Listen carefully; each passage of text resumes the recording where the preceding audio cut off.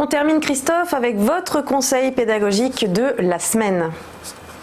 On en a un peu, on a laissé entendre de quoi nous allons parler, c'est gérer ses stops. Donc dans un marché où on voit les investisseurs se positionnent de deux façons, c'est-à-dire sur des opérations de court terme sur indice ou de peut-être un peu moyen terme sur action, il y a toujours le terme des stops. C'est-à-dire que lorsqu'on va rentrer en bourse, on va devoir a priori se fixer un niveau sur lequel on va clôturer sa position. Alors ça peut être psychologiquement difficile de le faire, puisque lorsqu'on voit notre scénario qui se réalise pas, l'action qui baisse, si on est haussier, on va peut-être se dire qu'on va pouvoir récupérer facilement.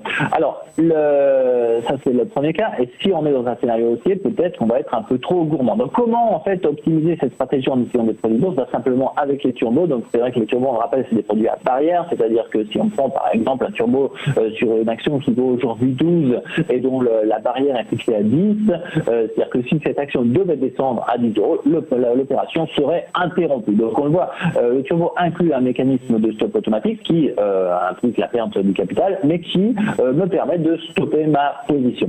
Comment on va le gérer? Déjà dans le choix de nos produits, c'est-à-dire que lorsqu'on est dans une opération purement directionnelle, on va pouvoir utiliser un turbo pour se fixer un stop, c'est-à-dire qu'on va prendre le niveau de barrière sur le niveau de stop que nous avions choisi. Par exemple, dans le cas que je prenais, si le stop que nous choisissons était par exemple à 11 euros et que l'action est toujours à 10 euros, je choisis un turbo call avec une barrière désactivante à 11 euros. Si elle les rejoint, je suis désactivé, mon stop est activé. Si l'action monte, je suis gagnant.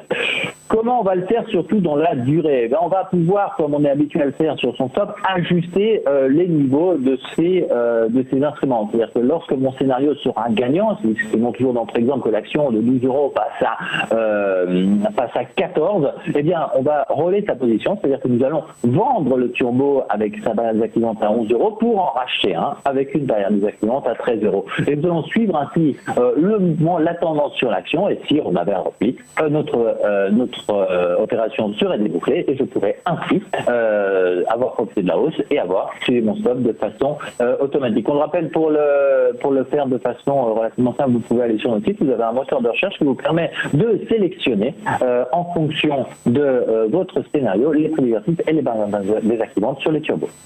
Merci beaucoup Christophe Grosset d'avoir été avec nous comme chaque semaine. Je rappelle que vous êtes responsable des produits de bourse chez Unicredit et on vous retrouve jeudi prochain.